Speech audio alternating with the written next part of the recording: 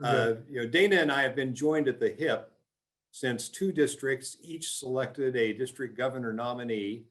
And we've gotten to go through training together. We've gotten to get to know each other's families, stay in each other's houses, have meals together. It's been a great time together. And so it's my real honor to get to introduce this year's district governor, Dana Brewer. Dana has been an active member of Rotary for 30 years in Concordia, where he practices law. He's from the Concordia area. He's kind of in the Norwegian area, which my Swedish wife kind of is troubled by a little bit, but we've learned to forgive him the Norwegian part of that heritage. But he has been brilliantly in the life of his club, the life of our Rotary district. And he brings to today's conference a very, very special perspective. This is, of course, as we've heard a couple times, World Polio Day. And that is a part of Rotary that I know is near and dear to Dana's heart, because both of his parents were afflicted with polio. And as I recall, even during his gestation, his mother was afflicted with polio. So he brings a lifelong commitment to eradicating polio, a lifelong commitment to the good that our organization can do. And he is living and breathing that every day in service to our district now. So now, without further ado, I present to you our district governor, Dana Brewer. Thank you, Kurt. You're way too kind, but I appreciate those remarks. When our Rotary Club in Concordia delivers dictionaries to our local third graders, one of the things we do is we have them look up the word polio. And you understand why that's important. If they learn about it and understand it, then they can help us try to eliminate it forever. Our community is very fortunate because our third graders have a full module on polio. They read a book about a family's experiences with polio. So they often have lots of questions for us. When I speak to them, the first thing I do is tell them that my birthday is January 25th. So for any of you who keep track of that sort of thing, that's one thing about me. Then I tell them a very condensed version of what you're about to hear about my parents and their experiences with polio and how it affected our family. And it does affect entire families. My mother, Irma Ames Brewer, contracted polio when she was 20 and a half years old, a year and a half after she and my father, Dean Decker Brewer, were married. Contracted polio. That makes it sound like she went out and negotiated an arrangement whereby she could have polio. It's a strange word. It all started benignly enough. At first, she began to feel a little achy. After a while, she felt aches all over her body. She began to think she had the flu. Now, influenza would have been concerning enough to Mom. Her father, George Ames, was a soldier stationed at Fort Riley during World War I when the great Spanish flu pandemic broke out. A quick aside, a plausible theory has been developed that the flu didn't start in war-torn Europe, but instead came from a sick mule or other animal in Haskell County, Kansas, which infected a couple of young men that were heading to Fort Riley. Wherever its origin, it struck with great vengeance, killing millions of poor souls around the world. It sounds eerily like today. The first victim at Fort Riley was a cook, which was also my grandpa George's assignment. Soon, over 500 soldiers per day were reporting sick call at the infirmary.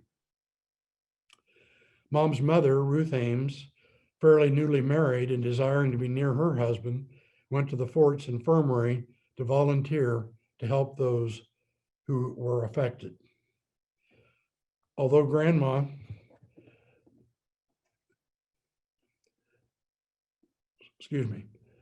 Although Grandma Ruth undoubtedly had at least a light case of the flu, neither she nor Grandpa ever contracted a strong case of that virulent killer. Meanwhile, Mother became stiffer and stiffer over the next couple of days, especially on one side of her neck and upper back. She became convinced that something needed to be done about it. Fortunately, that morning, her sister, Jerry Stensis, came by the folks' house in the countryside near our village of Norway. Mom wasn't able to call for help because they had no phone. Dad was at work with his partner and brother-in-law, Lauren Hedstrom, installing electrical wiring in another farmhouse miles away because rural electrification had come through the country. Irma had just gotten over morning sickness. She was 3 months pregnant with her first child. Jerry asked how she was feeling. Mom said, "I think I have polio." Mom didn't know how it would happen. Cases of polio were fairly light that particular summer. Bill Wade of Scandia had it around that time. People had been noticing lots of mosquitoes. She wondered if the two things could be connected. Jerry went back to her house a mile away across the section to call Dr. Hagman to come the 11 miles or so from Scandia. Doctor still made house calls then. He got there by late morning. He tested Mom's arms, legs, and neck for stiffness. He asked Mom what she thought was wrong. She said, "I think I have polio." He looked surprised and said, "How did you know?" "I also believe you have polio." Dr. Hagman told her to consult with her personal physician, Dr. Filkin in Concordia, right away. Jerry called where Dad and Uncle Lorne were working, telling Dad to come home. While he was on his way, Jerry helped Mom slowly get dressed despite the ever-spreading and increasing intensity of the stiffness in her muscles. Dad soon arrived and he rapidly drove Mom the 12 or so miles to Dr. Filkin's house in Concordia. The doctor performed a similar but much more thorough examination. He agreed with Dr. Hagman's diagnosis. He then called and made arrangements for Irma to go to the polio ward at Asbury Hospital in Salina. He said, "They will take care of you." Can you imagine the terror they both felt when they heard that diagnosis? Because my dad had had polio, they already knew too well what that could mean. Dr. Padfield was Mother's only physician during her stay at Asbury. She had only one nurse for most of that time there. Her nurse said that most of the other nurses didn't want to work with polio patients because of their fear of succumbing to the disease themselves. The staff there tried to keep Mom sleeping for the first 2 or 3 days, but she kept getting stiffer and stiffer, with the stiffness spreading through her neck and whole back, with some stiffness and pain moving from the back into her legs, which was very worrisome. So the sisters, Catholic sisters who were nurses there, administered Sister Kinney treatments right away, using tongs to pick up steaming hot wool towels and placing them over her back and neck and all over her body except her face and abdomen. They put an ice pack around her abdomen to protect her baby in utero. Grandma Ruth, still showing no fear of serving in a disease ward, came to spell Dad for a few days of the 10-day stay, which was actually shorter than usual. After Mom got through the crisis, when most of the worst of the stiffness was gone, she had to be able to walk before she could be released. By then, she was able to, although very slowly and still painfully. Dad was there most of the time she was there. Mom was very concerned about how he felt, having suffered from the disease himself. Mel, the closest in age of my dad's 5 brothers, got out of the Army about that time. He had been sent to Korea after having served in France and Germany in World War II as director of a field hospital. He also helped to liberate one of the Nazi death camps. Evidently, what he had seen in combat made a polio ward endurable for him. But despite Mel dropping in, other visitors were not encouraged. There was an iron lung right outside of Mother's door at the hospital. An iron lung is a cylindrical medical device which the patient lays in with only their head outside. The metal tube is pressurized with the pressure rising and falling to force air in and out of the patient's lungs, resulting in assisted breathing. At one point, Mother was having trouble breathing, and the staff was talking about putting her into that iron lung. That really worried her, and she redoubled her efforts to get well. Her hard work and therapy paid off. She never did spend any time in an iron lung, fortunately for her. Dr. Padfield and Mom's nurse monitored both her heart and the baby's heart periodically, using the only tool then available. It's called a stethoscope. The baby, due on Christmas Day, 1951, wasn't moving or kicking yet, so there was no movement to use to assess its development. After Mom came home, she strained to do housework and other physical tasks as she struggled to recuperate. The rest of the pregnancy was fairly normal, but took longer than usual. The baby's Christmas due date came and went. The baby finally arrived a month late on January 25th, 1952. The folks named the baby, which was well and did not appear to have any problems from the polio, they named that baby Dana after a friend of Dad's at K-State. Mother wasn't really aware of any danger to me until after I was born, when her doctor informed her that they did have cases of birth defects and that sort of thing. Although I've done some research since then, it seems like the mother-child birth blood barrier almost always protected the child and they weren't affected. Mom and her doctor agreed that I was a 10-month baby, which may have protected and strengthened me. My fingernails were extra long. I had a lot of hair. Those were the days. Yeah, I can even remember when I had lots of hair. And my neck was strong. I was able to hold my head up and look around in the nursery. The Catholic sisters at St. Joseph Hospital in Concordia, where Mother gave birth to me, said I was looking at the girls. I was the only boy in the maternity ward at the time. I was somewhat bow-legged. Doctors thought it was related to Mother's polio.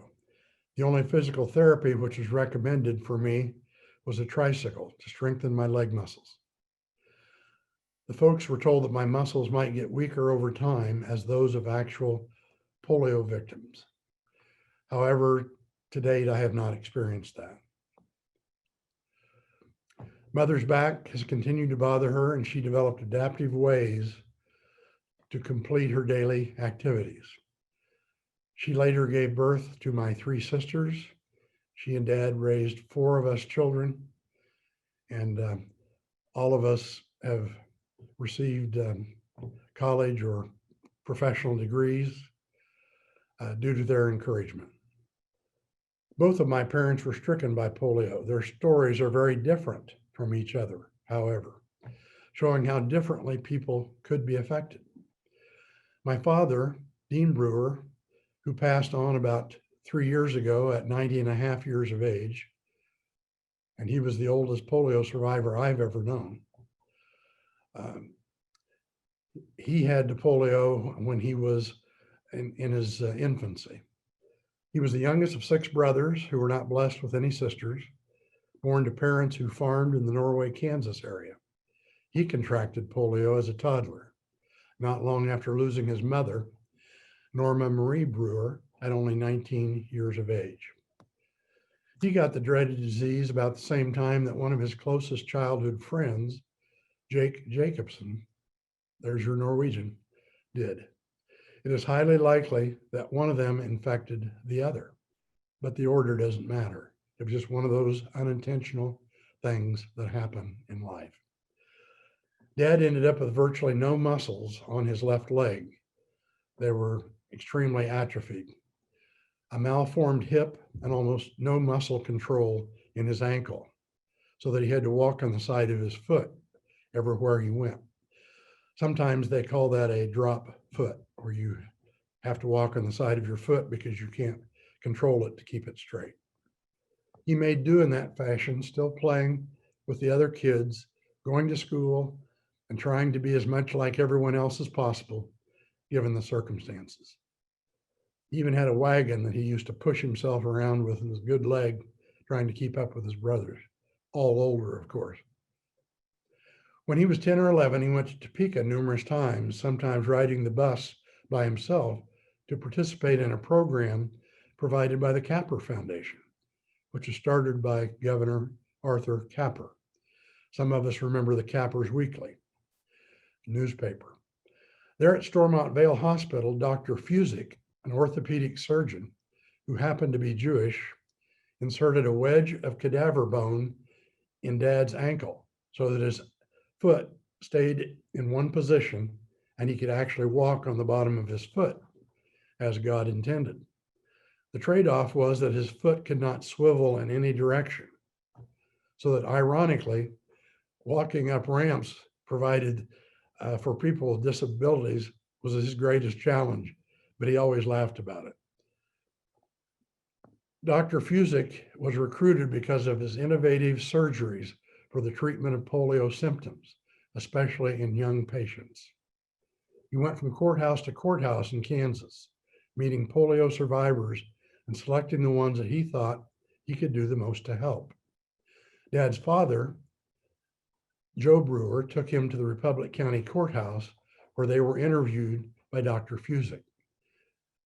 Dr. Fusick accepted Dad as a patient and performed additional surgery to remove part of the growth plate on Dad's good leg to limit its growth, and took out the atrophied muscles from his polio stunted leg, pounding them like you would with a meat hammer to stretch them out so that you can maximize the growth of the affected leg.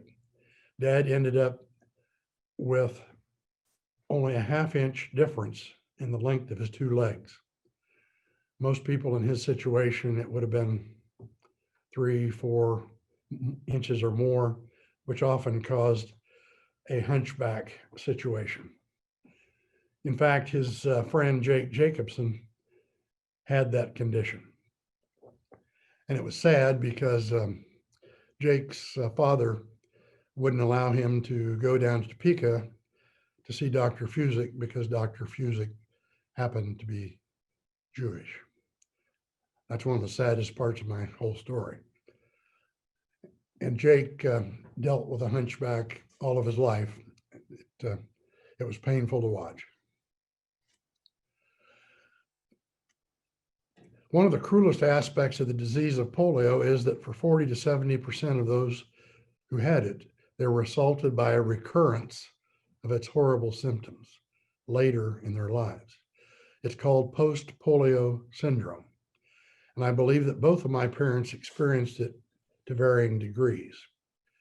When I was in high school, my father, who was farming, yes, farming, after having received a bachelor's degree and a teaching certificate from K-State and teaching junior high students for several years and serving as a principal of a local elementary school, experienced such a strong recurrence that for several years he was so weakened in his legs that he could only get on the tractor by dragging himself up using his arms and upper body to get up to the seat of the tractor. He sat up in a chair most nights, rocking back and forth. It's doubtful that he slept much, but I never heard him complain. Mother also dealt with weakened back muscles later in her life. You may have noticed that I don't refer to my parents as victims of polio. Doing so would be tantamount to admitting defeat by that ugly disease. My parents never surrendered. My father taught his grandchildren that there's no such word as can't. His favorite cartoon is of a frog in the mouth of a crane with its arms around the crane's neck, choking it, struggling to be free, and the caption is never give up.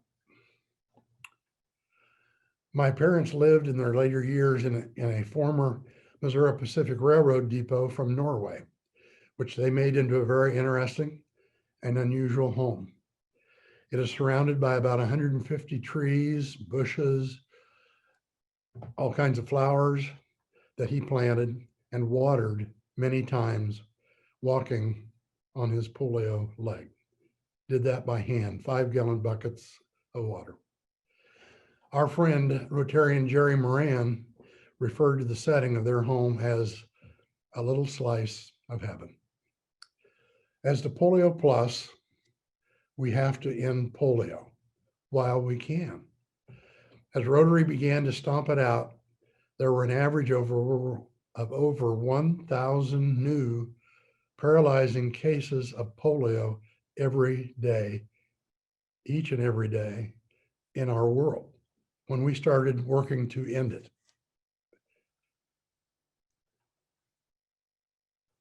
Polio has been 99.9% eliminated. But if we don't finish it off, in a few years, we could be right back where we started. We must do it. We must do it for my parents and the millions like them who were afflicted. The millions of people who, because of what we've been doing, have not been afflicted. And the millions upon billions more who will be safe from it in the future because of Polio Plus. We, as my father taught, must never, never, never, never give up. Thank you for listening to me.